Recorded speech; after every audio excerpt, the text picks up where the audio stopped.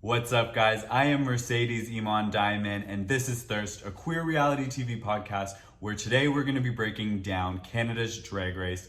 There are 12 new queens vying to become the Queen of the North, and I have two very special guests here today, and we're going to be breaking down everything from runway looks to entrance looks to what it's like to be a performer and embark on a path of sobriety. So it's a super fun episode. If you're stumbling upon this on YouTube, we are a podcast where you can listen to us on iTunes, Spotify, or wherever you listen to your podcast. But yes, we are new to YouTube, so please hit that subscribe button, give us a thumbs up. I hope you enjoy our first episode. Let's get to it. The thirst is real. All right, please welcome. She's a former Miss Cruisin' Tango, a cosplay icon, and she also performs as Ginger Spice with two of our Canada Drag Race contestants. Please welcome Baby Bell Bell. Hi, thanks for having me. Hi, I'm so happy you're here. And then we have one of my good Judies, MTV, One Girl, Five Gays, and funny guy on Instagram. You have to watch his Instagram stories. They make me LOL. It's David Robert. Yay. Please welcome to the stage, David Robert. Woo! So let's just touch down on the fact that we just witnessed an iconic moment in Canadian drag and reality TV history. We have Canada's Drag Race. That's crazy. Yay! It's finally here. Is it too bold to say it was like truly one of the best Canadian reality shows I've ever seen? I mean, it was expensive, honey. Right. Yeah, Wow. It was really, really impressive. I think, all of us Canadians, sometimes we get a little bit nervous when we see there's going to be a version of our show. And then we think, oh no, we'll be disappointed. And I was not disappointed one little bit. It was so good. Right. So good. And it was like oddly a nod to the American version, but still Canadian. And I mean, we can dive into it, but I didn't miss RuPaul. No, we'll get there. We'll get there because it's true. No, but I like how RuPaul, like his voiceover and stuff. I was like, oh, he's still there. I like that. Right. Okay, so to kick things off, I want to play a fun game called Who Said That? Who had been saying that? Who said that? Who said that? Who said that? So basically, I pulled 4 lines from the Queen's intro, Meet the Queens videos, and I want you guys to guess who said them. Cool? Okay. Up first, we have, I do different makeup every time, so it takes me a little longer than those of us who do the same face every day, but not saying any names. Oh, Oh, wow. That wasn't on the first episode, right? No, that was No, something these are else. from the Meet the Queen videos. Okay. Sorry. I was like, I'm like, what did I miss? did Lemon say that? No. Was it Jimbo? Yeah, it was Jimbo. I do a different makeup every time, so it takes me a little longer than those of us that do the same face every day. But not saying any names. And then we have, I still feel like I'm on a prank show and Ashton Kutcher is about to pop up and say, nope. Oh, That was Juicebox, I think. Yeah, look at you, 2 for 2. Okay. Still feel like I'm on a prank show and that like Ashton Kutcher is gonna pop out and be like, nope. And then our last one is, actually, we found out a few days that I have been doing the drag the least amount of time out of all of the girls. Queen P? Was it Priyanka? Yeah. No, it was Lemon, actually, which shocked me. What? Oh, you're right. Yeah. She's pretty new too, actually, I guess. I love her. Actually, we found out kind of near the first few days that I have been doing the drag the least amount of time out of any of the girls. It's really interesting, too, is we have some, like, new queens and then some, like, drag legends, which is a nice mix when it comes to, like, a well-versed cast. But before we dive into the episode, I want to get off. We want to start acknowledging queer excellence. It's a tough world out there. And, we are really in this fight, in this race for equality across the board, race, gender, sexuality. So I just want to shout out, I don't know if you guys are familiar, but the House of Avalon is basically this group of queer kids from Arkansas that fled Arkansas and they're now in LA and then have just blown up. Marco Monroe is now the stylist for Lizzo and has created all of her iconic looks, including the little purse. And they're also the visionaries behind Gigi Good. So they helped her with all of her finale stuff. And it's just so cool to see queer kids from Arkansas left their like shitty state. And now not only are they like at the forefront of pop culture, Lizzo's one of the biggest pop icons we have right now, and then Gigi Goode, another drag legend. It just goes to show that it doesn't matter where you're from, you can find your way. And if you feel like you have a creative bone in your body, just get out there and do what you're doing. Because he didn't know that he was a stylist. He met Lizzo, was helping out, and then she saw something in him. And that's what it is just putting yourself out there. What? Cool. I love that. So crazy. That's so awesome. So cool. Yeah, so shout out House of Avalon. Keep doing what you're doing. And I mean, you're already blowing up, so I can't wait to see what they do next. Okay, so let's talk about entrances. Yay! We have our first 12 queens entering the Canada Drag Race workroom. What are some standout entrances, and what are some favorite, like, you know, you have to have your intro line, like this is your moment to introduce yourself to the country. Any standout moments? It's so Oh my great. gosh. I love the pre was first. She's like, moment with that question mark. I love that. Tainomi was good too. I love that Tainomi came with a line as well. Right. I loved it. I have to say, I think my favorite line would have to be Boa's utter queens. I'm better than these utter queens. Like, she's so dumb, but so epically amazing at the same time. Right. And then, okay, so I want to know the tea about why the Toronto queens were so gagged when Boa walked in the workroom. Like, they were so shocked. Wait. You know what? Like, when I found out that she was on the show, I was kind of shocked too, to be honest with you. Like, I was like, what? Like, she got on, but at the same time, like, you know, the casting process for reality TV is so crazy, right? So you don't really necessarily know, because they're trying to fill this whole cast. And then after watching the first episode, I was like, oh my God, I'm like so glad she got on. But I was surprised, because even when Juice Box, it cuts to her where she's like, you know, she has a bit of a reputation in Toronto for being messy and like annoying. And it's like, yeah, she does. Where was she performing before? She has performed at all of the bars, I think, at least on Church Street, but for sure, but it wasn't a regular performer. Like, you know, instead of the, like, I'd say the house queens getting like those 3 or 4 shows a night at all the bars, you know, she'd be there maybe once every 2 weeks or something like that. Okay. But yeah, like when she first started out, she had she's been doing drag for, I want to say, at least 5 or 6 years now. And when she first started out, she was even messier. Like, no one, like, she annoyed everybody. She would throw stuff on the stage. Like, I remember her just throwing like flour everywhere to make it look like it was cocaine everywhere, and the bar was so mad at her. And like just one thing after another, like whipped cream in numbers, and like not telling the drag queen who went on after. Like, it would be really, like, it was just really unprofessional sometimes. But like she said, she's sobered up now, and she's become it really has become a better person. And you saw the growth in Boa, and like, you just love her now. You're like, hey, you know what? Quit drinking. Don't ever drink again, because it's helping you a lot. Win the whole show. Yeah, exactly. Yeah, I was just so curious about that, because it was just like the look on their faces was so shocked. Another iconic entrance moment, which kind of seems, and we'll talk about it, she was cursed from the jump, but Juice Box getting stuck to her tights and not being able to rip her hand up. That was so iconic. She's like, don't freak out. She's amazing. I love her. She's so adorable. Like, Juice Box, like, I think that they when you're watching the episode, you're like, that is Juice Box. She's like this cute little, like, they kept saying pop star, princess fantasy, like, that is her. And I, like, they showed her truthfully. But there was a part of me that's like, just rip it out, girl. Like, who cares about Drag Race? Just rip that tight. But those tights are super expensive. So I understand, if I was at Cruise, I would be like, oh yeah, I'm not gonna rip my tights. But if I was on Drag Race, I would be like, boom, like, Oh my God. Yeah, it was good. What were you gonna say, David? That was so cute. And I'm trying to remember who else was good. I loved Lemon's look, that huge coat, like, or whatever. Right. Yeah, I think she took I'm assuming the inspiration was Rihanna's Met Gala, and I was like living for it. And like, it was so well done. Like, Lemon looked expensive. Yes. Yep. And now we're switching gears. So they're staying in their entrance look, and we get to the mini challenge, which was kind of a nod to season 2. Remember when they're on the motorcycles with the big fan?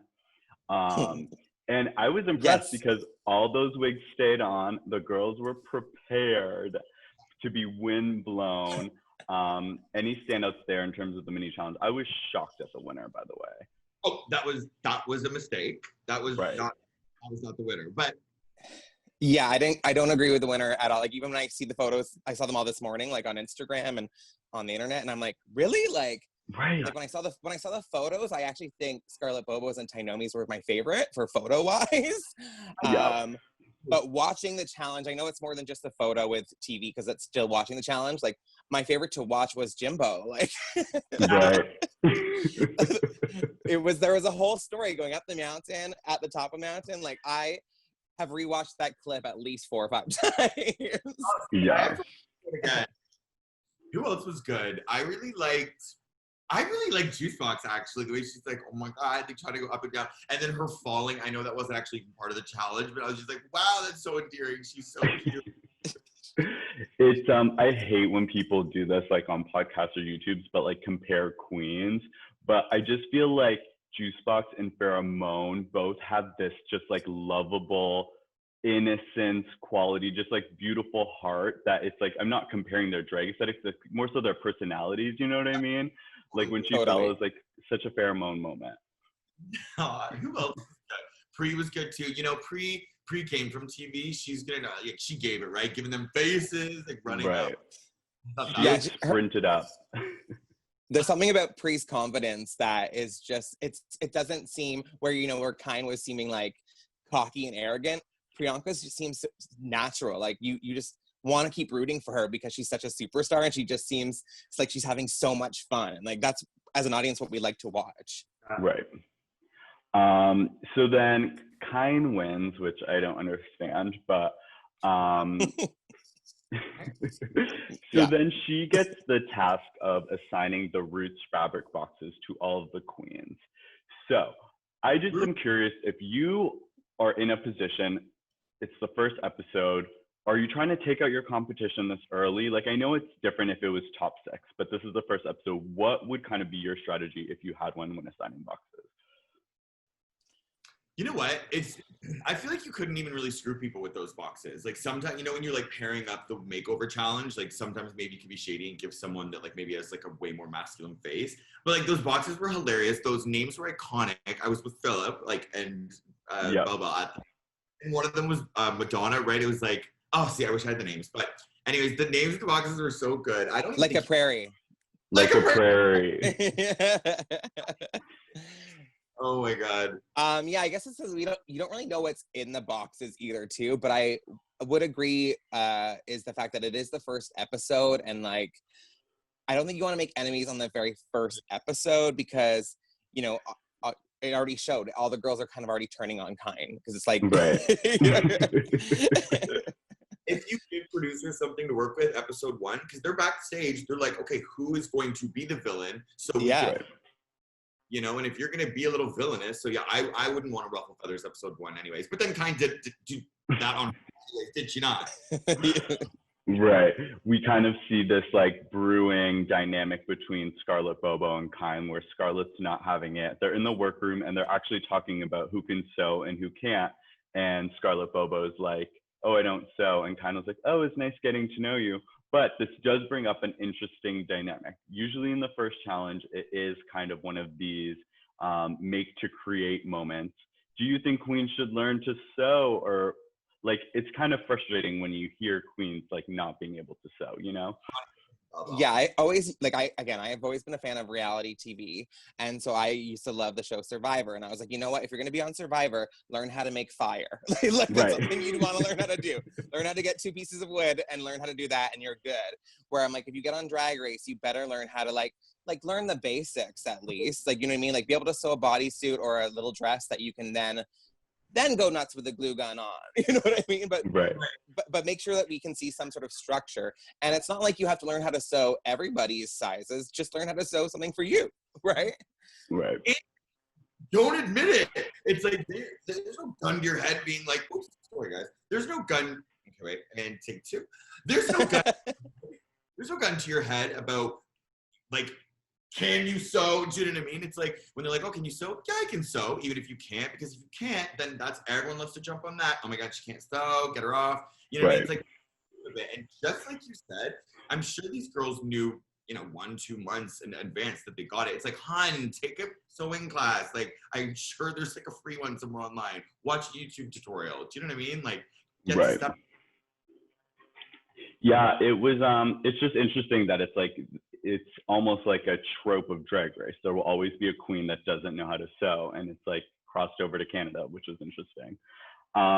But what I love is before they hit the runway, we kind of get, the makeup tutorials. And sometimes on the American one, it can seem kind of forced, like they're trying to force a topic onto us. But this one was really kind of a genuine moment where we get both Boa and Juicebox talking about sobriety that is very tough in the field and industry that they're in. Like, you are starting at 9 p.m. sometimes. Like, it's like the opposite of a traditional 9 to 5. I can't imagine, and you have to be performing, you have to be loud, you have to be out there. So it was really interesting. And I'm just curious, because you are in the scene, you're in Toronto. How does that work? Like, I know queens are turning up backstage, but when a sober queen comes in, is there a different dynamic? Do you think that affects them in terms of prepping or getting on stage? It does for sure. Like, I mean, I knew Boa and Juice before they like hit their sobriety. And I will say, like, I'm glad they're both sober now. Same with like Toronto Queen, Ivory Towers. The three of them are actually all sober now, and they're way better performers, and they're funnier on the microphone, and they're just more likable in general. But I would say that it's easier said than done. Like, I have sometimes I'll like say, you know what, I'm not going to drink this week. Like, I do love my booze, but there's times where I say, you know what, I'm going to take a little bit of a week off and not drink so much just because I need a little detox. But even doing that is super hard because people want to give you shots. People want to give you a double. They, like it's part of the experience of drag, right? Where like I have pretended to do shots a lot. Like, okay, because you don't want to insult the customer too, and you want the bars to make money. But I would say, like, when Juicebox got kind of emotional talking about how people stopped going to her shows, like she's not lying. Like, there is that effect of like people saying, they want to have a good time and party with the queen. Even when I get hired to do like private gigs or even at a house, like they want to get you liquored up because it's fun, right? It's like, this is the superstar. You see rock stars drinking, and drag queens are kind of the rock stars of like, their buildings or their venues, right?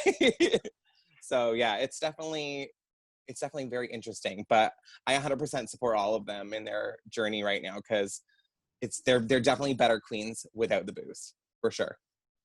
It's funny, right? Because when you drink, like, even when I'm like out trying to have fun, like it's hard because I'm always like, oh, I am funner when I'm drunk. But then there's that one shot you do that all of a sudden you went from being fun drunk to sloppy drunk. And if I'm on stage trying to perform for hundreds of fans, it's like, then all of a sudden I'm like, oh, I'm messy. Especially the young queens. Like, there's so many young queens right now because of the accessibility of drag and being on YouTube. So sometimes these queens have been practicing drag since they were like 16, 17, they just hit 19, they're doing their first show, and they go crazy. I was lucky that my parents kind of like gave me wine when I was like a kid. so I was, but like not in a bad way, like here, try it here. So I never craved really like getting wasted because I was like, oh yeah, I've already had that, blah blah blah. You know what I mean? Maybe I shouldn't have said that. No, but I get what you're saying. You were exposed already to kind of drinking. Yeah, and then that's what I meant. It wasn't really that huge of a deal for me. Where I do see a lot of the baby queens where we get our drink tickets, and then I'll see them running around being like, "Can I get one of your drink tickets? I want another drink ticket." I'm like, "No, because I won't let you on stage if you drink another drink." Right. Nerves. I've seen that. I think I've seen you and pre-host the at Woody's the. Yes. Yeah. The open stage. Yeah. Ooh, you see some of those kids, they're nervous, and as you would be, and like, they've done one or two many drinks. You're wasted. Right. It's interesting because we are seeing this shift almost in like awareness about sobriety. We saw it on All Stars as well with Blair and Juju saying like, they had to take a path of sobriety to further their careers in entertainment. So it's also like we're seeing creatives, entertainers really kind of find this path and really speaking up about it, because a lot of entertainers that do take that path almost feel ashamed and like don't really talk about it. So I just love that it was such a perfect, authentic moment for the first episode of Canada's Drag Race. And you can tell there was no like producer in the ear being like, talk about, you know, when your mom left you at the bus stop. Right. You know what I mean? Like, oh, it was so good. Y'all, like, perfect episode of TV, man. Right. Okay, let's talk runway looks. Yay. So here on Thirst, we're going to do a bootleg version of Toot or Boot. We call it Quenched or Parched. Shout out David Robert for coining the phrases. I love it. If you are quenched, this means that the queen gave you everything that you needed. You are well hydrated. It was a tall drink of water. If you are parched, it just meant you wanted more. You're thirsty for more. So let's kick things off. We'll go in the order that they walked the runway, but we have Anastasia Anakwe. She got the Canadian Gay Box, so Canada Day, and she made this dope red puffer coat, which give me your thoughts. I mean, for me, right off the top, I was quenched. It was a perfect look for me. See, I don't want to talk shit about like production, but part of me is like, where were those materials in the box when she was opening it? I'm like, where did you get this puffer jacket material? But maybe it was in there. Unbelievable look. Unbelievable look. Love a Canadian look. So I rewatched the episode because I was thinking the exact same thing with the jacket, and she actually does pull out the fabric, and she made that puffer thing like all herself. Like she actually sewed it to look like that. Like, so she is a talented seamstress. Like I was blown away that like this is actually something she did it in that, like, I think they get a few hours to do this. Like it's I'm looking at the photo right now, and it's just insane. I'm like, is this something they sold at Roots that you just cut like a thing in? I'm like, no, she actually put everything in there to make it look like that jacket. Like it was just a piece of fabric that she turned into that. So she's incredible. Right. I'm quenched from her for sure. She's quenched. We can talk about judging after, because I mean, I have comments about where that look landed. Next we have Kiera with the Like a Prairie box, the Babadook bitch scarecrow, she called herself. Right. And it was a quench for me as well. The reveal was a moment. I loved it. I loved it. It actually looked so cool. It looked like very like Balmain, that this part. Oh my god. Hey. You know what I mean? Oh, it looked so cool. I loved.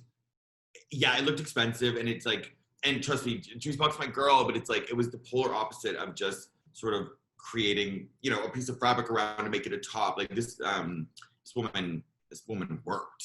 Yeah, like the pics too. It has all the elements. Like she's got the corset, the hat, and the way that she didn't just like glue the flowers on randomly. They actually like look spread out really, really nicely. And like I hate comparing queens too, I do, but like she's giving me like a little bit of Evie Oddly, but in like the best way possible. Like I'm like, you know what? You look like a queen who's gonna, you know, who could go to the top with this look. That's what I mean, that comparison. Yeah, and it was a nice moment because she, you know, there's so many personalities, but we didn't see much of her.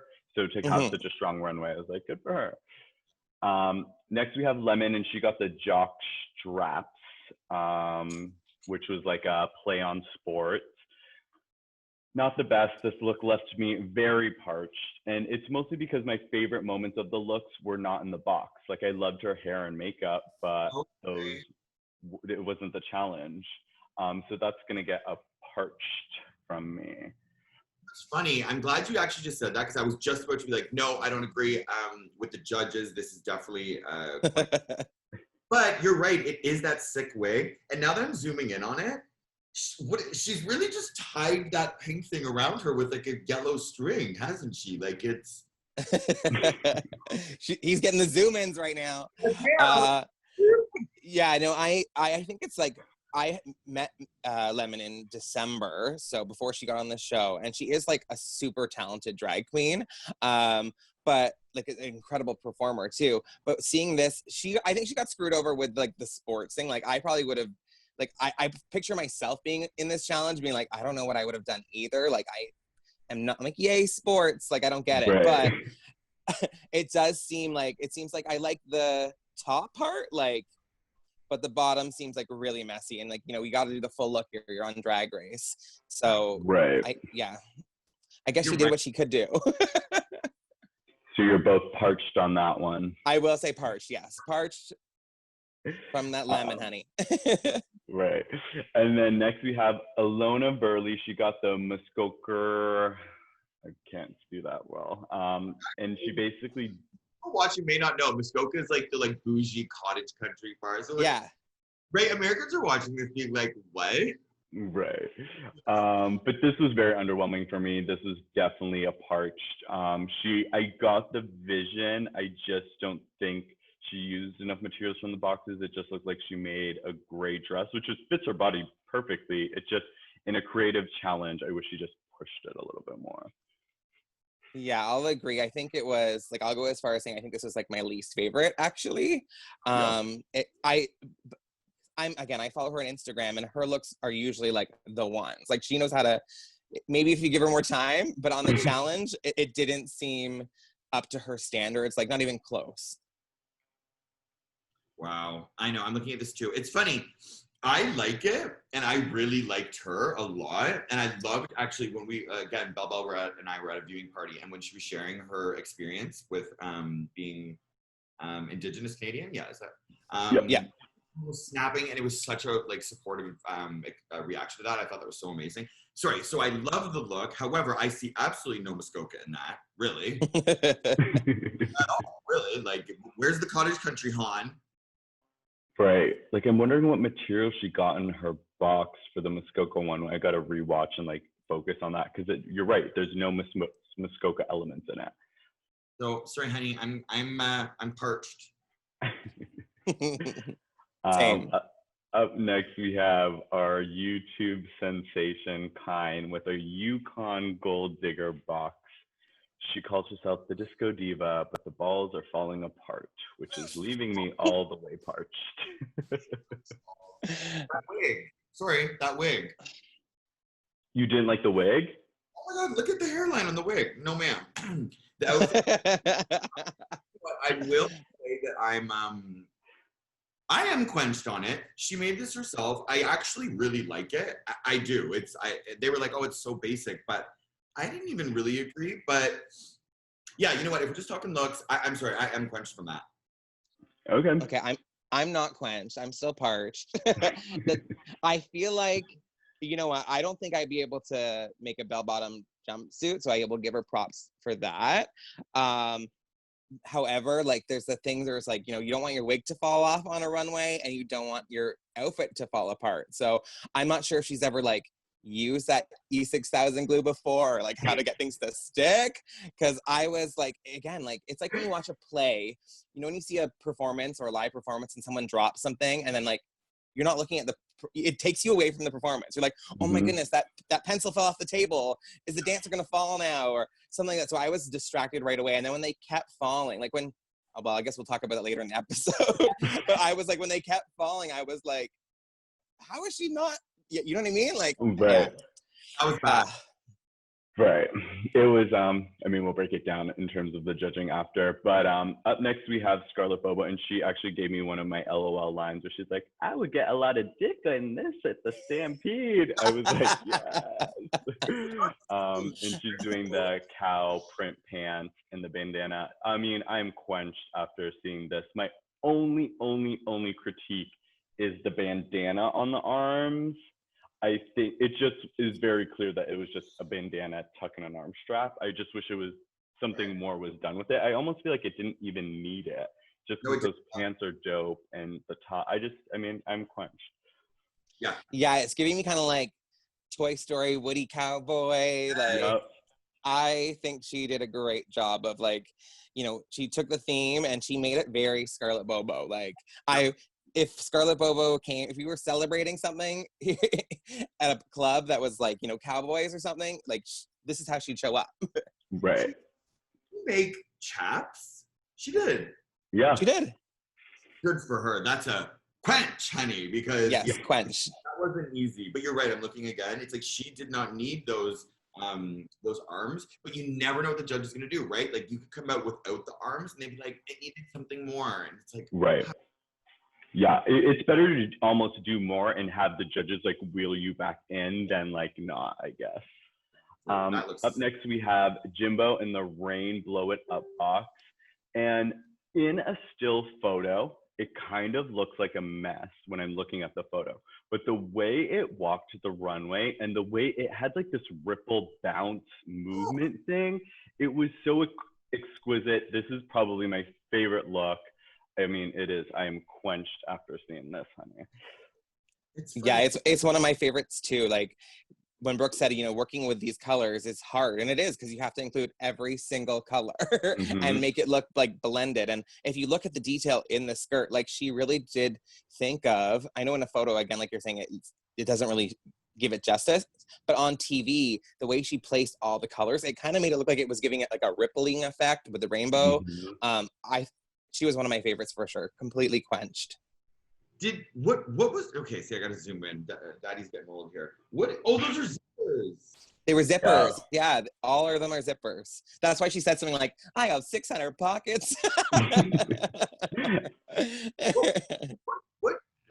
What box did she get? Rain Blow. Yeah, Rain Blow Up. Yeah.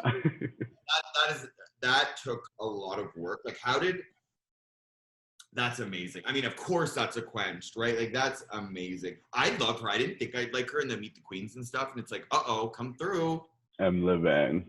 As soon as I saw her drag ball video, I was like, oh my God, I'm obsessed with her. Right. That was a moment. I was like, I'm obsessed with her.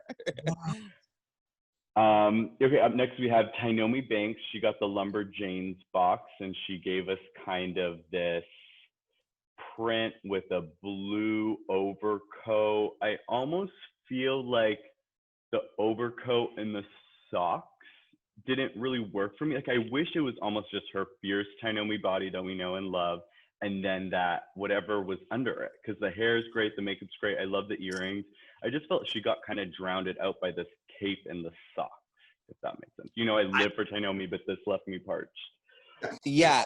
All people in Canada, or all people in Toronto, know to be afraid of Tynomi Banks. So I am. I hope she doesn't see this, right? I mean, queen, Toronto queen. But yeah, girlfriend. I'm surprised they didn't clock it, because it really, at least in this photo on the Canada Drag Race Instagram, really just does look like a piece of fabric you like tied.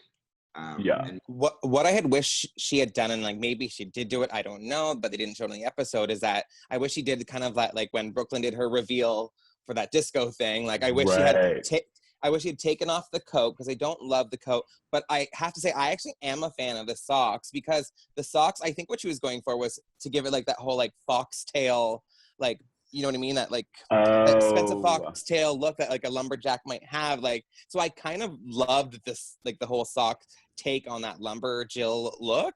But I feel like it didn't, like the coat's kind of hiding it in a way. So I love the lumberjack print underneath it, and I love the socks. I think the coat just hides a lot of the goodness under there. You are 100% right, now that you say that you didn't even really get to see what was underneath, and that is a reveal look. You're right. Right. Yeah, if she had dropped it, and like, but I've heard that the studio was absolutely freezing. I don't know if you guys have heard that, because even when the production person comes out on stage, they're literally wearing a winter jacket and a hat. Like I heard the studio was freezing. So you're like, oh, it really is Drag Race Canada. Yeah. And when did they film this? What time of year? Was it December? November? They started filming November 1st, I believe, and they finished near the beginning of December. Interesting. So yeah, cold. Yeah. Up next, we have Boa. She got the Man of Green Gables. Damn, that box was shady from the jump. Man of Green Gables. But I mean, listen, this is, and we'll talk about this in judging, but this look on its own left me parched. Her performance of it left me quenched. So it's kind of twofold. Like if I'm just looking at it, it's not the worst, but it's not my favorite. But it's really it's delivery that really kind of overall will push it into a quench. But if that was hanging on a garment rack, it would be a parched. I actually totally agree with you. like, I think Boa stole the episode personality-wise. Yep. And even when Anastasia says something like, it doesn't matter if you don't have a personality, it won't shine through how good your look is. So I agree with her, where it just goes to show you, if you have that winning personality, everything will be heightened. Do you know what I mean? Right. Because when I look at this photo here, I liked it better last night. Yeah. But that's because she was being Boa and moving around in it. And she killed it. And like the potato crown is hilarious. But I'm looking at it and I'm like, those bows kind of look like trash. Right. But and like the skirt doesn't seem like it's really that together, but it just goes to show you the judges and even I as a viewer was distracted because she sold it so well. I didn't realize she had a potato in her hand. You know what? It's funny. You're so enamored while you're watching it that you do either have to watch it twice or get these photos the next day. Didn't realize she had a potato in her hand. Didn't realize the crown was made of potato. I'm quenched from this. I don't know. I'm surprised. Like, again, if she had come with this, that she'd made, maybe. But like, if actually made this, yeah, like, I'm quenched. Okay. Is she wearing two different shoes? Yeah. I think she spray painted one of them. Like, I think that's what she did. And didn't have the time to do the other one? I mean, maybe it was a choice. Like, I don't know. Interesting. Okay, next we have sadly one of our bottom queens. It's Miss Juicebox with the Much Rusic video box. Listen, the vision and the concept was there 100%. I just think it lacked in execution, unfortunately. And then my only kind of argument with this is that the way Boa kind of was able to save her look with her personality and propel her to the top. I wonder if Juicebox was able to give us a little bit more Juicebox-esque, if that would have saved her, and potentially maybe a Kine or somebody else would have been in the bottom. But the dance runway, like a Much music video dance, really. Right. Yeah, this is gonna leave me a little parched here. Of course. She's wearing 3 different color scrunchies, 2 in her hair, 1 in her wrist, or 2 in her wrist. I'm so Bubba, we gotta hear from you. You're on Spice Queens with her. What I know that I think this is now that I've been talking about the show, I'm like, now this is like the hardest part for me to talk about, really. I think it's because obviously I love Juicebox so much, and right. I think she's such a fierce performer. Like, in my opinion, I think she won the lip sync, but we'll talk about that later. But the thing is, this outfit, it's like, I guess like you have to, when you're there, what goes through your mind of, I have to be creative and I have to do something right now. And I think she was like, this is a good idea. I'm going to cut this up. It's going to look like this and it's going to be great. I didn't really think of any other ideas. And she didn't really use her box when they said to her, like, we wish you used more of your box. When you watch the episode, she's pulling out those like cassette tapes and all these things. So in my mind, I'm like, what would I have done? And I was like, Juicebox is so tiny. She could have taken out the film tape and like made a dress with that and like added I was just thinking of what I would do. But again, like, who knows? That there is a lot of pressure on this show, and I'm being biased because I feel sorry for my sister. Did you talk to her last night or today? Is she okay? I haven't talked to her yet because I feel like she's probably getting 800 million messages. But she put on her story and on Twitter. Well, she uploaded like the most iconic photo. If you haven't seen it yet, go look at it. It's like the angel falling down. Like even seeing the photo, I was like crying. I was like, Juicebox is gonna be just fine. Like she's on the first season of Canada's Drag Race. She's an absolute like joy to work with. She's super sweet, and she's not just a social media queen. She's a great entertainer, so she'll be fine. But again, I will agree with you guys. The outfit did make me parched. I wanted more. Oh, one thing. What made me mad was when the judge said it was a shake and go wig. That is not a shake and go wig. Like, that's actually a lace front that's been like styled. So I feel like he was just like throwing away terms. Maybe it's not like the most iconic high pony that you could have ever seen, but it still is a styled wig. So I don't like that they're throwing away those like drag race terms like loosely, because that's not a shake and go wig. If that's a shake and go wig, I'll go to the store and buy all of them. Because at your wig, it literally looks like it's coming out of your head. I guess when bangs get involved, like it's hard to see, but That is true. You're right. did you guys see that Shea Coulee obviously watched it live and tweeted about her? Yeah. Yeah, and when I was watching it, I was thinking like, am I being biased? Like, and like I said, I like Lemon. I think she's a great entertainer, but I felt like Juice connected to the song. All right, maybe we shouldn't talk about this part yet, but I felt like Juice connected to the song like immediately to me. Like I was like, okay, like I believe that you're actually singing the song. Yeah. Right. Yeah. No, I mean, we'll debate the lip sync for sure, but I get what you're saying. No, I mean, it all in all, Juicebox had a great run for the time that she was on there. She gave us moments, and then that lip sync is such a way to like be remembered by, you know? I didn't realize she was great too. I was like, wait, are you hot? Oh yeah, like Juicebox has such a great body, and I think that's why when she designed this costume, she's like, I am so hot. Look at my little body. And like, if I had that body, I'd probably wear nothing too, for sure. Right. started. One of the people I was with last night was like, I totally hooked up with Juicebox once. Oh God. Hey. Okay, moving on to another Toronto queen. We have Miss Priyanka. She got the Gone Fishy box. Listen, I love it. It obviously left me quenched.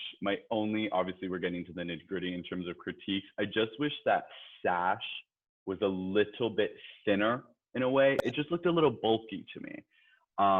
Like, I don't know what it is. I don't even know if it's really needed because, I mean, her body looks amazing. But I guess maybe it's almost to the point, I think somebody said earlier, of it's like, you don't want the judges to ever say, wish there was more, especially when you're just doing like a body and a creative challenge. But I mean, it's quenched. Her makeup and hair, totally head to toe. I loved it. Makeup looks great. Yeah, I'm quenched too. I think something that I like to like say that being a part of the Spice Queens and being part of like that Toronto drag circle is we do really want to do that head to toe, and Priyanka always gives you the head to toe. Even her promo look, she had the icicles on her feet where she had the crab legs on this. Yeah. Like she doesn't leave any part of that drag experience untouched. So, you know, I love my girl Priyanka. I'm quenched. And it's funny, like Boa, you know, Toronto Queens, honey. Toronto Queens. She gave like, I can't think of the word, but she gave what Boa gave on the stage. I feel like she was doing like a performance. I find a lot of queens walk the runway like a model, which they all look like models, but this is this is almost a pseudo lip sync for you. This is like a moment to perform, essentially.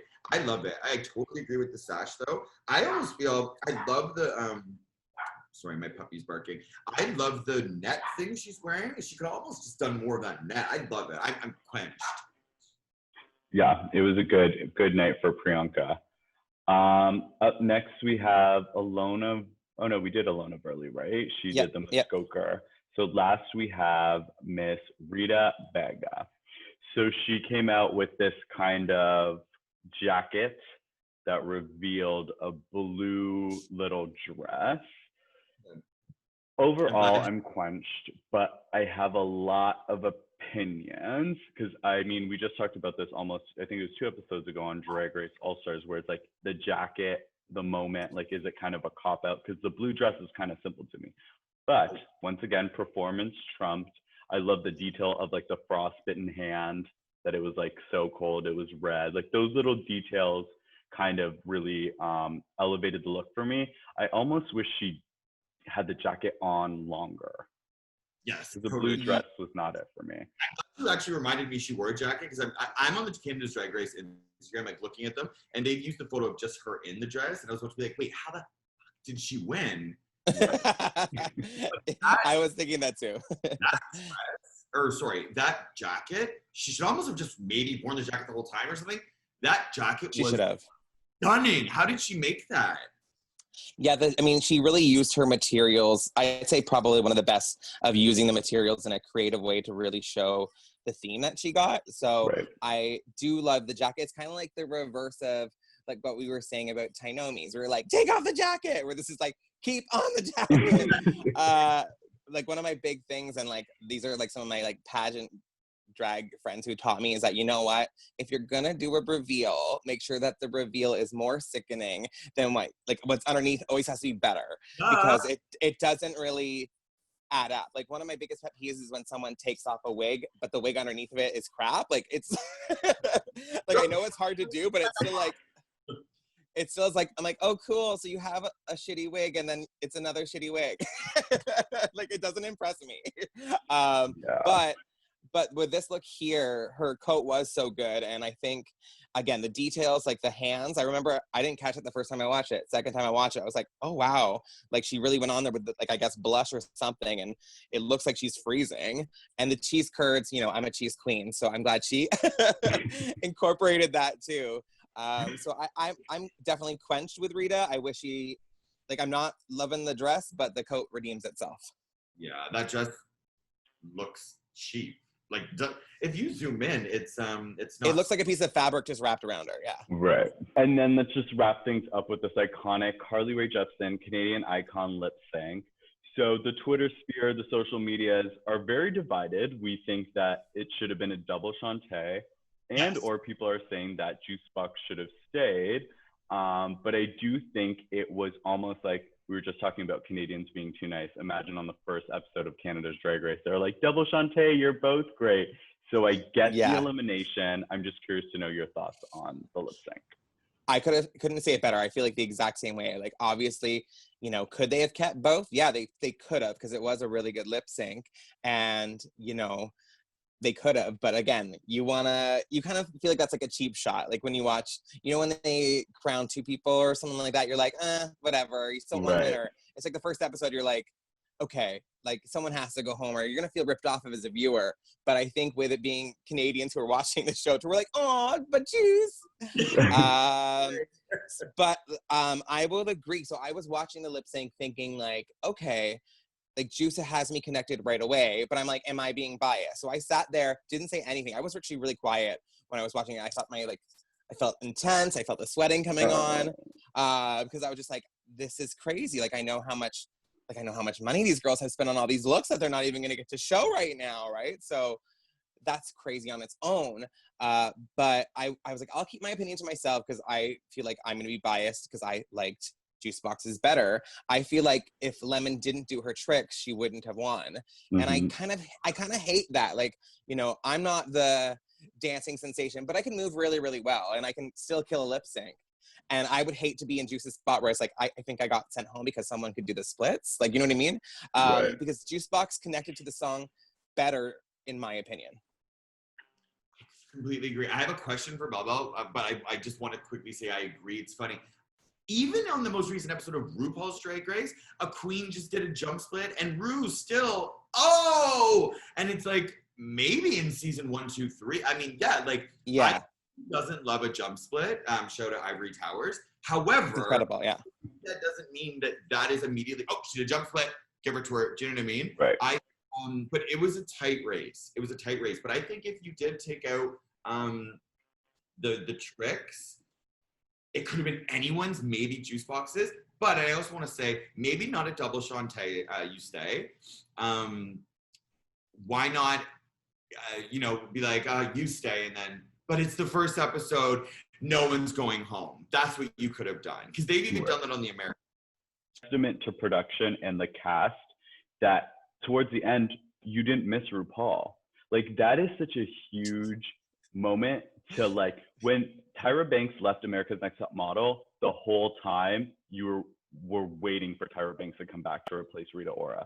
But by the end of this episode, I was like Googling Jimbo. I was looking up like all these queens' different looks, and that's a testament to the cast, and it's also a testament to the production value and the storytelling, which is it's really, really great. I'm so excited. You're totally right. You even mentioning it, like I actually didn't even think about that until you brought up the question of like, how did you feel about the lack of RuPaul? I was like, I forgot that it was his show. Just because it still obviously had, like, I was glad that we still got to hear like Drag Race Start, and like the whole like, and the way that they edited certain thing and the alarm, I was like, okay, it's still like a familiar thing. Like you still want it to be familiar because that's like the way we like to watch the show. But I like that he got to have a little bit of moments because you did say, okay, because a lot of people were like, this show's going to be cheap. RuPaul's not even doing it. But then when you saw her, you're like, oh, she is here. Yeah. Right. But then like when she was done, I honestly, until you brought up that question at the beginning of this podcast, was like, Oh yeah, no, I didn't miss her at all. I forgot it was her show. Me too. And I actually think Brooklyn did a great job. I thought that could go either way as well. I was shocked. I'm jumping, and I know we got to wrap up, but I was shocked they didn't send Brooklyn in the room first. Remember, it was Stacey, and I was like, wait, is Stacey the host? But Brooklyn came in right after, if you recall. But I thought Brooklyn was a fantastic pseudo Rue. And actually, one more thing, I remember they kept being very clear. They're like, the three of us make the decision. I'm like, well, there's four of you sitting up there, like implying that the celebrity has absolutely no say in the decision. Do you remember that? They kept being like, right. Where I was like, friggin' Alicia Cuthbert was living. Yeah, she said she liked juice too, so I guess she had no say. Justice for Juice. Let's call this episode Justice for Juice. Justice for Juice. Here with the because girl, that's a show. Right. Unbelievable. And Pre. Yeah, the Spice Girls, if you are ever, when they start touring Canada, when shit opens up again, or you're ever in Toronto, you really got to check it out. They turn it out. Really. But thank you guys so much for being here. I can't think of two other people I would want to break down this iconic premiere with. Season 2, Baby Bow Bow, we're waiting. But until then, where can people Insta-stalk you and see all your looks? Yeah, my Instagram is @baby_bell_bell, but only one L in the bells. So like the cheese, but with an extra bell. I perform in Toronto all over. Obviously, a lot of the places I perform at are not open right now, but right now there are patio shows happening at Cruise and Tangos 7 days a week. So if you check out my Instagram or Cruise and Tangos, you'll see where to find me. I'd also say check out the show Queens on CBC Gem. It's still streaming. The app is free to download, and it's a great show written by like queer people, directed by queer people. The cast is all queer people. It's like such an incredible project that I got to be a part of. So check it out. Awesome. And David Robert, thank you. Your Insta stories have been honestly LOL. They've been so good. Where can people Insta-stalk you? Yeah, it's just @David Robert on Instagram. And yeah, Neil, thank you so much for this. This has been so fun. Like, and Bell Bell, sorry, I wanted to jump back for you. Is that, girl, do you have your COVID era lives you did with your mother? Guys, Bell Bell, the whole time. Oh my God, yes. Bell Bell shows. Yeah, so I did 14 of them. We did 14 weeks of online drag shows because I was quarantining in Pickering, which is where I grew up. But I live in Toronto, and I was lucky enough to still get that CERB money to pay my rent here. I wasn't living here, but I was paying rent. Oh my God. Just because like that's what covered it. But I'm happy to be back in the city now. But yeah, there's some episodes, or some of them I did post on my I think IGTV is what it's called. Yeah. So it's on my Instagram somewhere. But Mama Belva has been welcomed and asked to perform now at Cruise, and when the other bars reopened, like Woody's, Glad Day, Gladstone, they all were like, yeah, we want you and her. Oh my God, I love that. Season 3, hun. Yeah, right? I was hoping that after the feedback I got from that, I was like, you know what? I hope I just invented a drag challenge for season 2 and this gets me. Right, mom makeover challenge, and you just play with Mama Bell Bell. Right. Watch they'll make that a challenge now, but I won't be on, she'll just be the guest judge. But to everybody listening, if you can take a minute to subscribe and make sure you write a review on iTunes, but only if it's nice. And now we are entering the YouTube space. So if you are on YouTube, make sure you give this a thumbs up and subscribe. And you can follow us @This Is Thirst. Thirst is with a Y. We are on Instagram. And I'm Aneal Joshua, ANEAL Joshua. And always remember, guys, the thirst is real. Bye, cunt.